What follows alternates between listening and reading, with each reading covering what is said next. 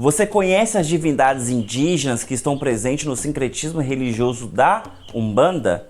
Pois é, valorizamos tanto um lado, brigamos tanto por outro lado, mas nós esquecemos realmente as divindades que estão presentes nessa terra, são heranças dessa terra, criaram essa terra, que são as divindades dos indígenas brasileiros. E elas estão sim presentes no sincretismo da Umbanda, e é isso que nós vamos ver aqui e agora. Olá, eu sou Gesley Alves, sacerdote mestre de Umbanda, aqui no terreiro São Jorge Guerreiro, no Espírito Santo, Jacaraípe, e essa é a quarta parte dessa série de vídeos sobre sincretismo religioso. Então, se você ainda não assistiu a primeira, a segunda e a terceira parte, vá lá, assista na sequência, para que você compreenda o que realmente estou falando aqui, para que você não se confunda ou tire de eixo aquilo que eu estou tentando explicar. O que eu estou abordando é sincretismo religioso e boa parte do assunto está aqui neste livro. No livro nós não abordamos por inteiro o sincretismo, isso aqui é apenas um quarto do assunto. Então eu peço que, se você tem interesse, adquira este livro na Amazon.com, o link está aqui na descrição. E se você for Amazon Prime, você consegue ler de graça o livro lá no Kindle Unlimited, ok? Então o livro está de graça, basta você ir lá, senão é só comprar R$35, já ajuda o terreiro, já ajuda um macumbeiro. Nós falamos do sincretismo, da história, falamos do proto-banto, dos povos banto, dos povos iorubás, falamos de orixá, falamos de santo católico, falamos de tudo isso.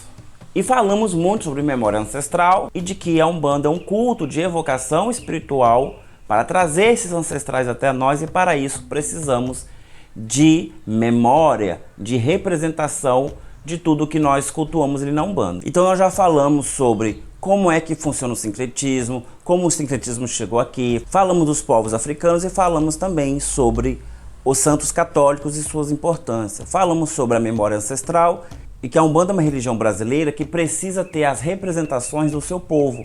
Então, para que eu possa chamar um preto velho em meu terreiro, eu preciso ter representações não só do seu tempo como pessoa africana, mas também como os seus descendentes beatos com os santos católicos.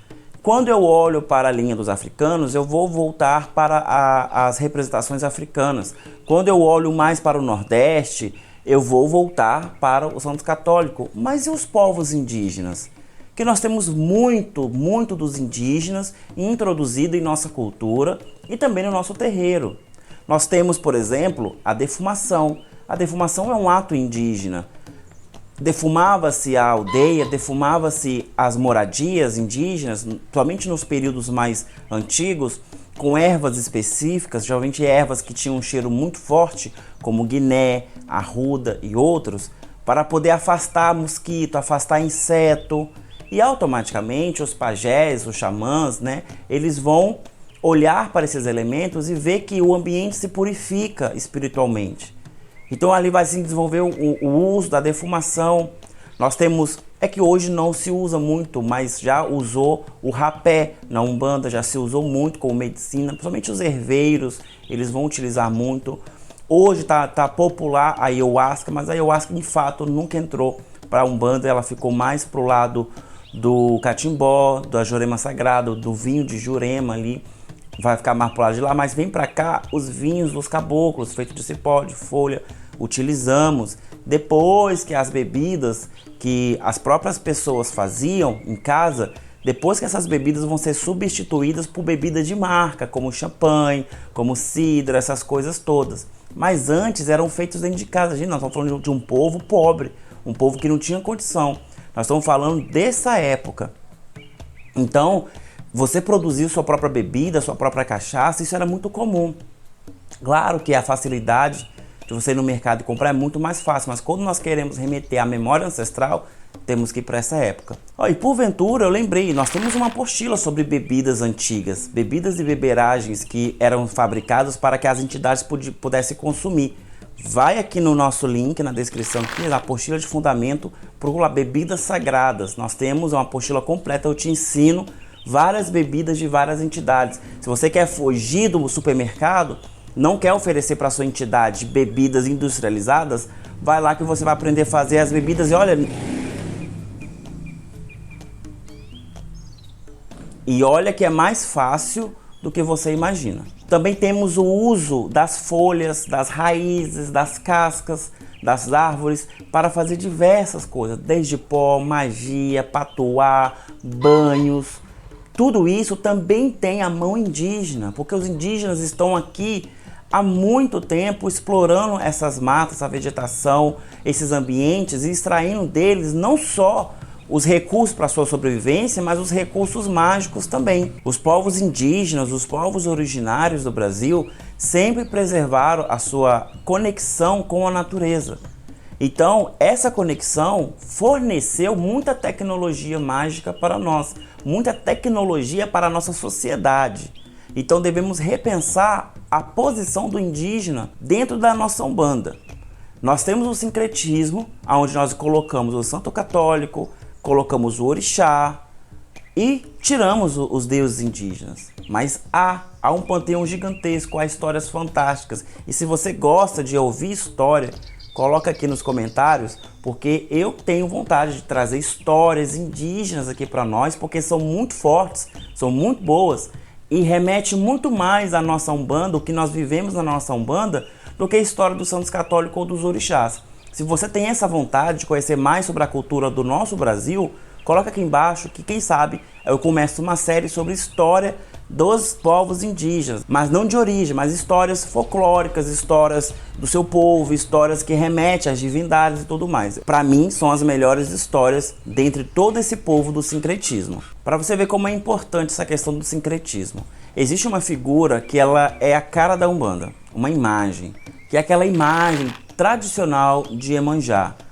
A mulher com vestido longo, azul, no mar, cabelos longos, pretos e uma coroa com uma estrela no topo.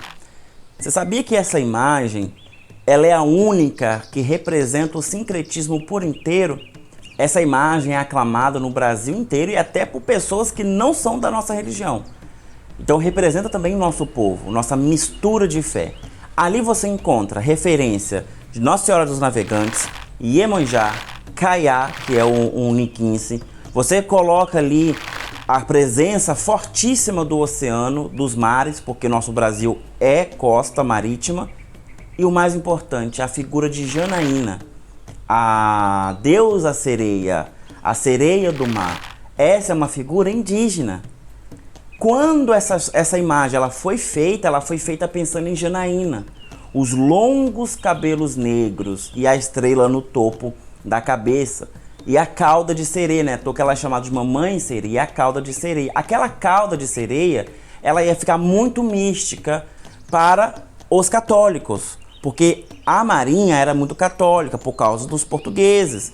E a Marinha está no Brasil desde 1500, desde o começo da invasão eles estavam aqui. Então eles também introduziram na cultura brasileira muito da sua cultura marítima. Então os marinheiros católicos não iriam aceitar uma santa com cauda de sereia. Então essa cauda de sereia virou um vestido. A cauda de sereia remete a Iemonjá.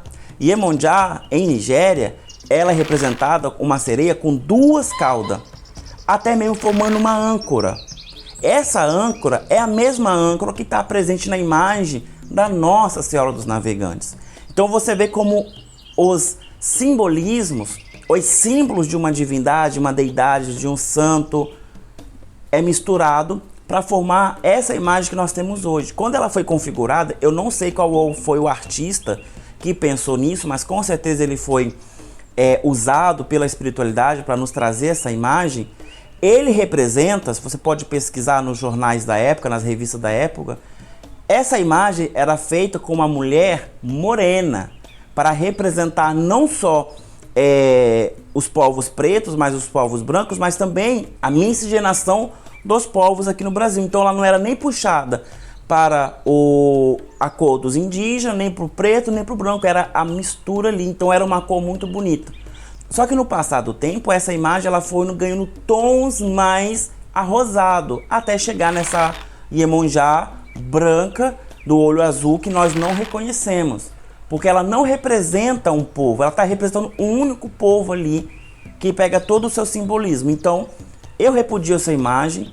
A nossa aqui, ela veio assim, nós estamos providenciando para pintá-la, para voltar à sua origem. Não há problema nenhum ter santos brancos no altar. O problema é quando um símbolo ele é alterado para fazer parte de um grupo a qual ele não pertence somente àquele grupo, pertence a todos nós. Então, se tem um símbolo que é nitidamente brasileiro, é essa Iemonjá que está no pé do nosso altar.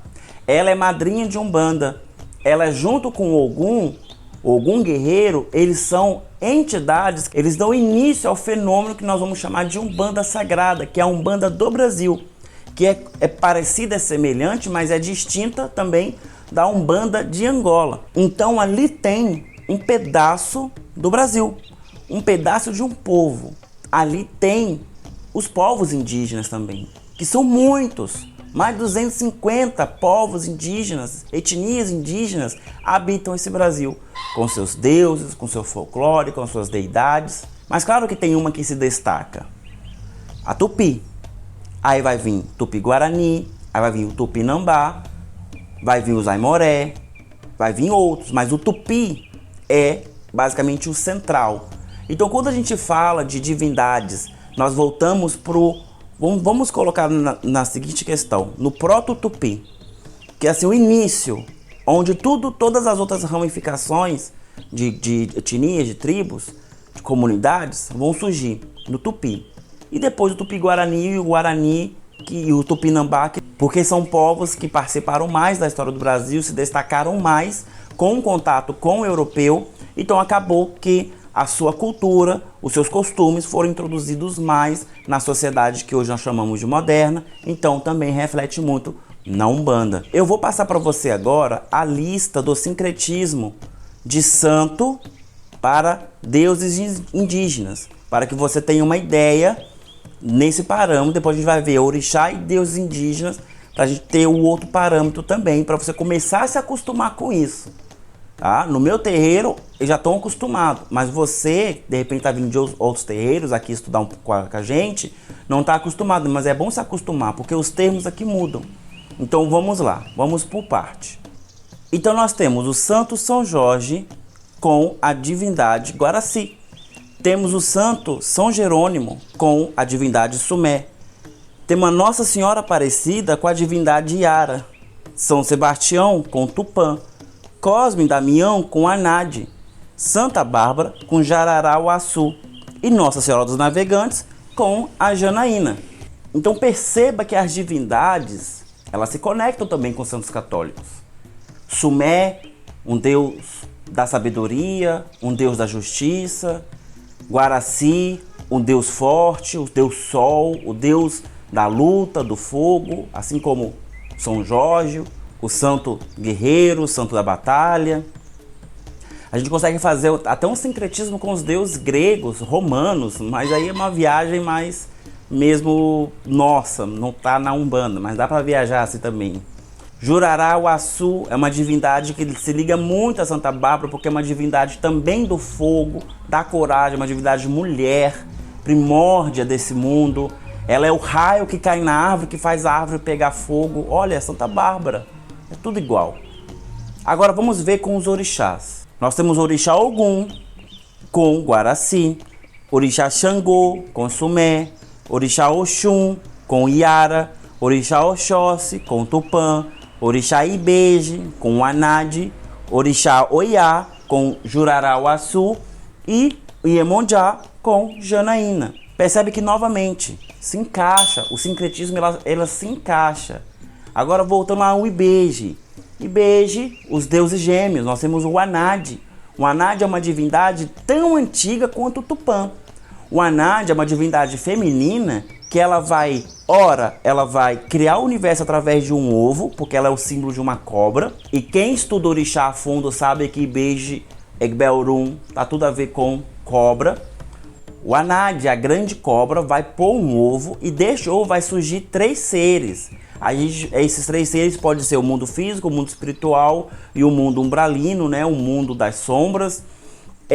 Pode ser o homem, a mulher e o terceiro gênero, que na cultura indígena existe o terceiro gênero, E assim vai, tem muita analogia, mas o Anad, ela tá ligado a tudo que é duplo, igual, dueto, então tem tudo a ver com o Ibeje, tem tudo a ver com o Cosme, Damião e Dom. E o Anad, ela também era cultuada para proteger as crianças, somente os gêmeos, porque acreditava que os gêmeos era quando os dois espíritos se dividiam, então um tinha que morrer para que o outro pudesse viver longamente. Então o Anad era evocada para poder proteger as duas partes, para juntá-las novamente sem precisar matá-las. E assim era, e assim é. Então há sim a conexão entre divindades indígenas com o nosso sincretismo. Muito do que nós sabemos de orixá e santo católico não pertence à sua origem, pertence ao conhecimento popular brasileiro. Se você vai perguntar a uma pessoa sobre Nossa Senhora Aparecida, muitos vão falar que é Oxum, muitos vão falar que é Iara.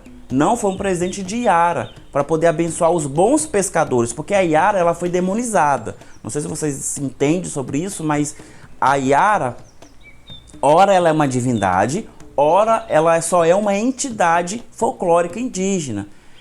Ela é uma sereia, da mesma forma que Janaína é a sereia do mar, a Iara é a sereia do rio.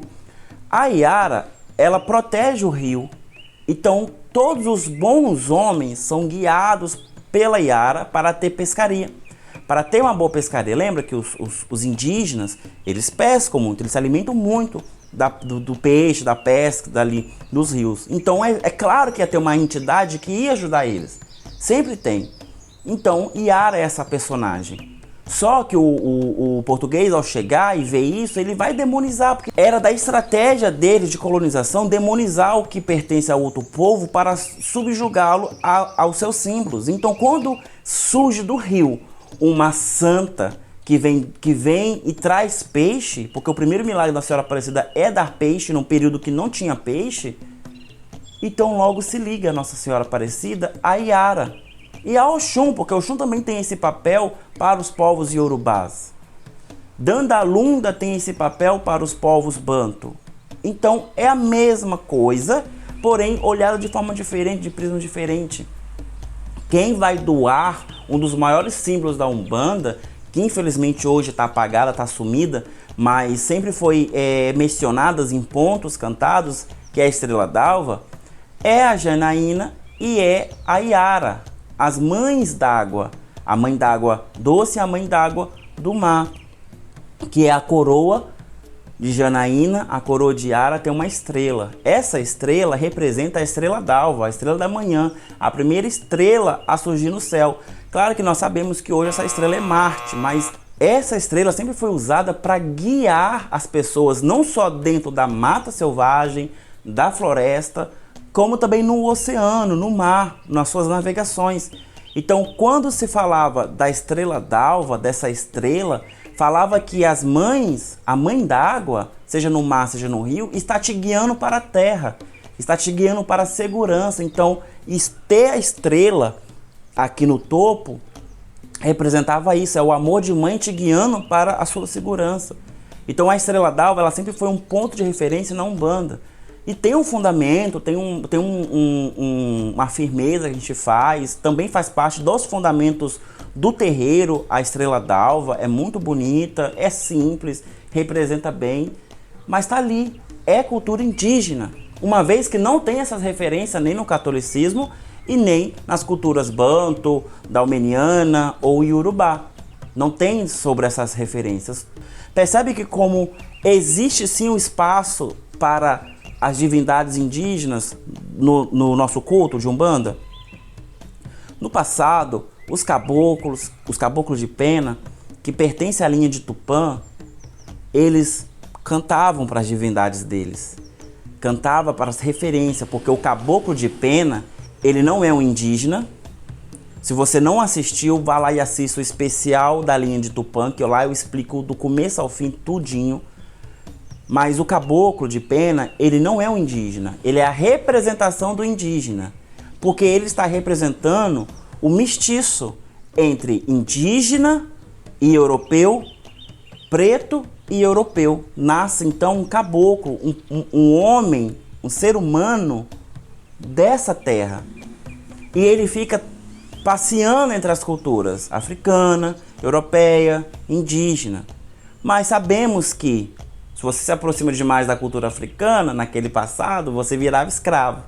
Se você se aproximava muito da cultura europeia, você virava escravo também, porque lá só branco era aceito. Então te sobrava a cultura indígena, que sempre foi, as comunidades indígenas, sempre foi acalorada em receber. Não é à toa que receberam os europeus aqui pensando que iriam dividir o mesmo espaço, em paz, pacíficos, como todas as outras 500 etnias que aqui estavam fazendo.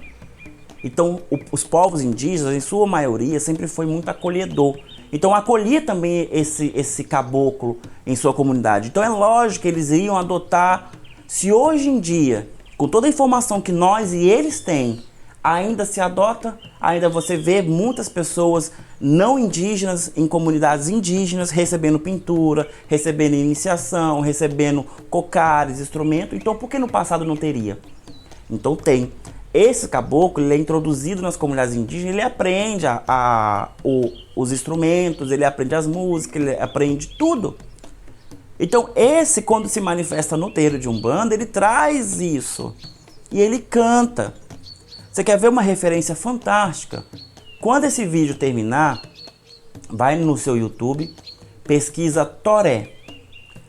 Toré é um movimento de culto, de cultura, são músicas, são atos litúrgicos dos povos indígenas que se misturam muito com o cotidiano brasileiro, com todas as outras manifestações que existem no Brasil.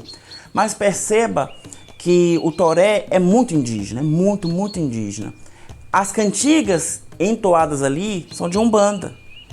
Nós bebemos na fonte dele e eles bebem na nossa. O ritmo que eles tocam era o ritmo que se tocava muito na Umbanda antigamente. Hoje está muito mais moderno, as pessoas trouxeram mais ritmo de atabaque devido à influência do candomblé, mas aquele som era o som que os caboclos tocavam antigamente. É tchum tchum tchá, tchum tchum tchá, tchum tchum tchá. Era esse o ritmo, porque era o ritmo que o pé fazia. Tum tum pá, tum tum pá, tum tum pá. Que você ia na roda e você dançava cantando, girando. Eles ainda fazem isso até hoje. Estamos hoje na primeira semana de janeiro de 2023, o Lula foi eleito e nós temos pela primeira vez na história desse Brasil um Ministério dos Povos Indígenas. Se você não assistiu, vá lá e assista como foi a entrada dos indígenas no ministério. Eles entraram cantando dessa forma o Toré, indo com força para a batalha. Ó, chega até a arrepiar. Aqueles montes de indígena cantando as mesmas cantigas que eles cantam quando se manifestam no nosso terreiro. Então, esse povo ainda existe. Da mesma forma que o povo preto ainda existe e resiste nesse Brasil, e o povo europeu, os descendentes europeus, o catolicismo, o cristianismo, hoje nós temos muito mais, temos o islamismo também e outras religiões sendo aclamadas aqui no Brasil, mas a base indígena está aqui também viva, muito viva e conquistando o seu espaço cada vez mais, e nós não podemos tirar eles da nossa Umbanda, ao contrário, devemos trazer mais. Nós estamos na terra deles chamando os nossos ancestrais. Podemos ter ancestrais espalhados no mundo inteiro, mas é aqui que nós chamamos e devemos respeitar os ancestrais dessa terra. Então quando eu canto para Tupã, eu estou cantando não é para Deus, porque os jesuítas, eles traduziram Tupã para Deus. Só que Tupã não é o Deus cristão. Tupã é Deus, o grande espírito da natureza, do mundo, do universo, o criador de tudo. Claro que segundo a linha do Pi, existem outras comunidades que vão olhar Tupã, ou não vão ter Tupã, vão ter outras divindades. Por exemplo, os Guarani, eles têm Guaraci como Deus supremo. E eles colocam até Guaraci como o filho de Tupã em algumas situações e colocam Tupã em um patamar inalcançável. Como os Yorubás fazem, como o povo Banto fazem. Deus criador, ele é intocável. Para chegar até a Deus, esse povo africano, eles cultuam seus ancestrais, porque os ancestrais têm contato com Deus. Eu vivo não. Então, os Guaraci, eles pensam assim também. Os Guarani, eles pensam assim porque eles cultuam o Guaraci, a divindade Sol. O Sol eu tenho contato, com Deus não. Então eu vou rezar para o Sol, que o Sol está mais perto de Deus. Nesse caso, Tupã vai ser o Deus maior para eles. Mas segundo a linha Tupi e Tupi-Guarani. Tupã é o Deus Supremo, o grande espírito. Então quando eu falo de Linde Tupã, eu estou falando de povos indígenas, eu estou falando de cultura indígena original do Brasil. Eu estou falando de Jurarauaçu, que é uma divindade antiguíssima, muito mais antiga, posso até arriscar falar isso, que Yansan. Não Oiá. Oiá é outra coisa. Yansan, que é quase que uma criação brasileira, Yansan, que é uma mistura de nomes e tal, e vai criar. Claro que a gente não desliga Yansan de Oiá, mas a palavra, falando da palavra, muito mais antiga do que a palavra Yansan. Então, Jurarauaçu é uma divindade do fogo, do raio. Sumé é uma divindade branca, semelhante ao Batalá, albina, não branca de raça, branca de etnia, branca de ser rosa europeu, católico, não. Tem muita gente que fala que Sumé era um viking. Não, esquece isso. Parem de alimentar esse racismo tosco. Da mesma forma que o Batalá, ele não é europeu por ele ser um deus branco, e sim por sofrer de albinismo, que é uma condição genética, a da Sumé é da mesma forma. Se o cristão ele tem um salvador que um dia vai retornar para salvar o povo indígena também tem. Sumé é essa pessoa. Ele veio, ele ensinou, ele deu a mandioca para os povos indígenas se alimentarem, que é um alimento branco, né? E ele vai embora, prometendo que vai voltar para salvar, para resgatar, para introduzir mais conhecimento para os povos indígenas. Então o Sumé, ele é esse salvador semelhante a Jesus Cristo. Mas aqui a gente coloca ele no papel como São Jerônimo e Xangô, porque Sumé ele vai trazer as leis morais, sociais dos povos indígenas, a maioria deles, somente Tupi. Então Sumé é de suma importância para os povos indígenas e para nós.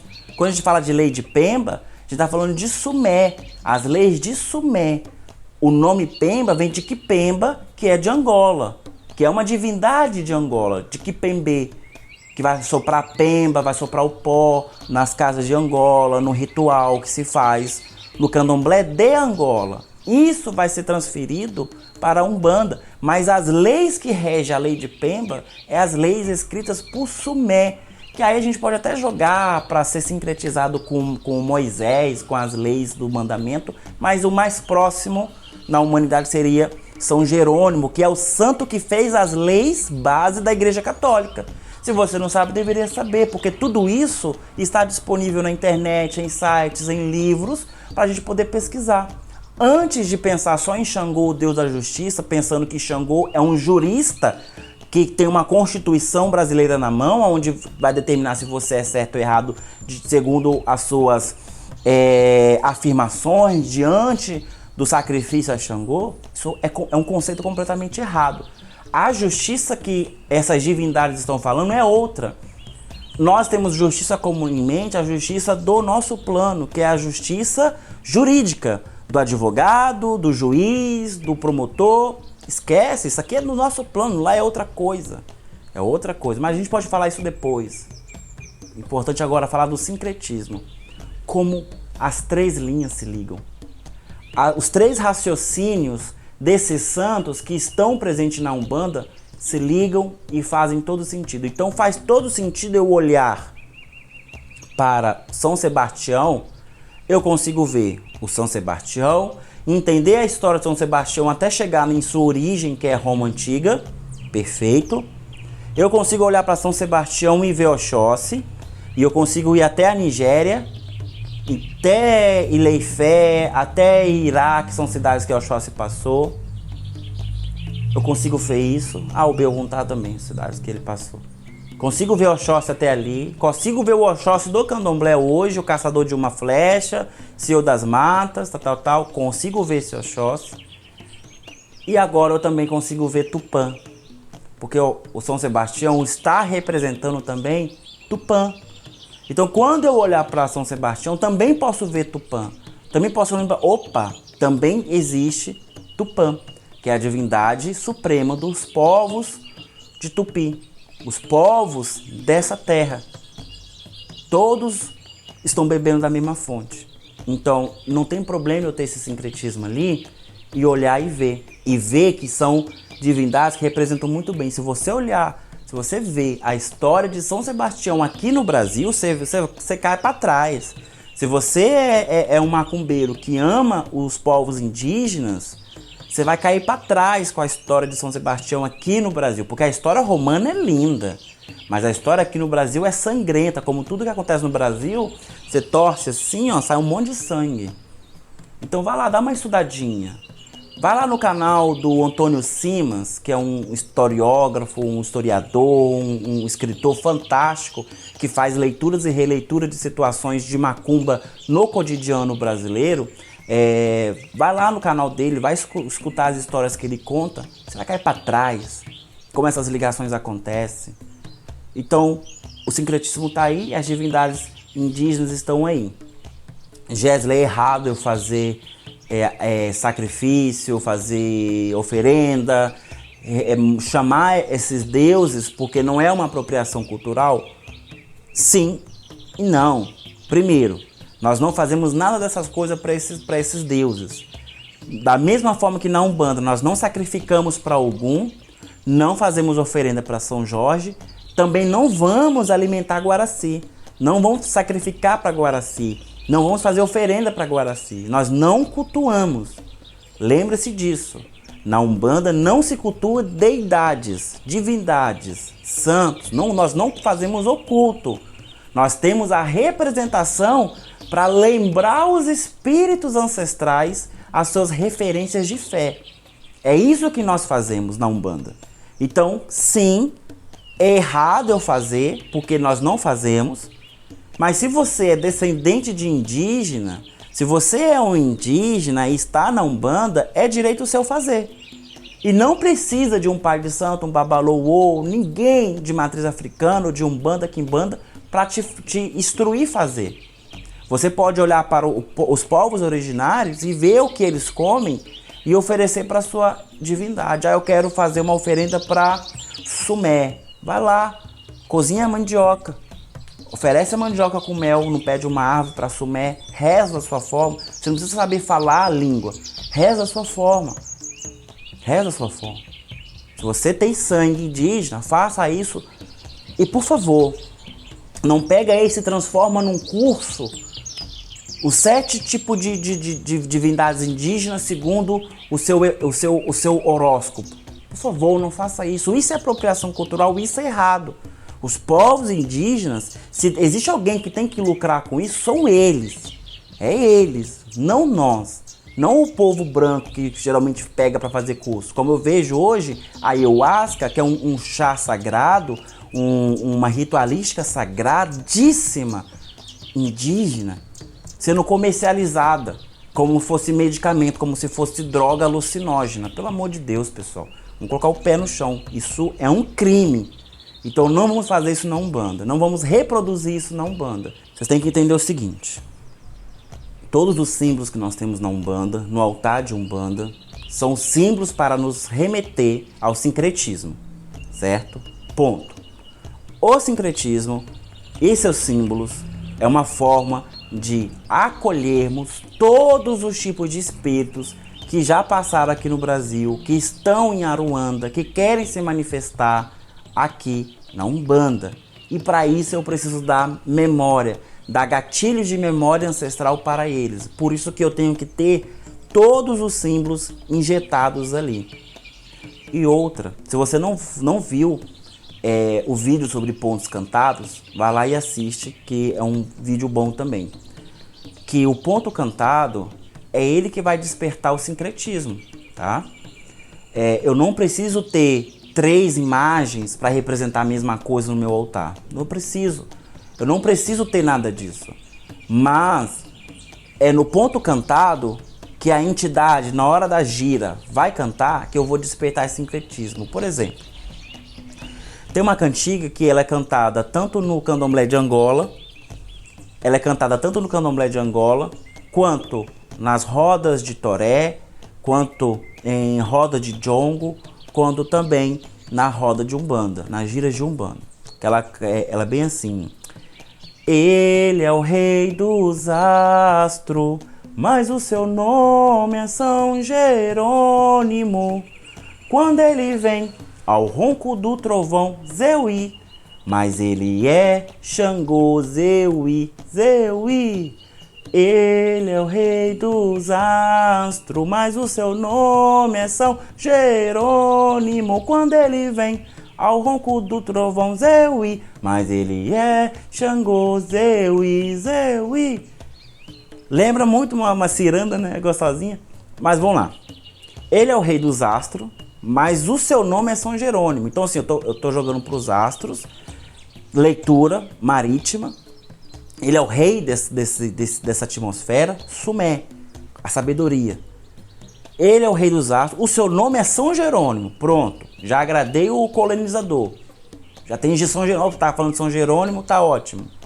Quando ele vem ao ronco do trovão, Zeuí. Quem vem no ronco do trovão? Xangô.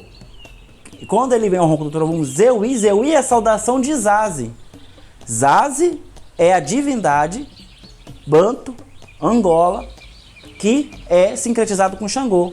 Zazi é o deus raio, é o deus trovão, é a divindade, é o fenômeno, é uma divindade banto. Quando ele vem ao ronco do trovão, Zeuí, que Zeuí é a saudação para Zazi, mas ele é Xangô, Zeuí. Olha como esse ponto ele vai trazer tudo, Sumé, tudo. Então, o ponto cantado, ele desperta o sincretismo. Eu agradei todo mundo nesse ponto. Ele tá politicamente correto, certo, na caixa certa.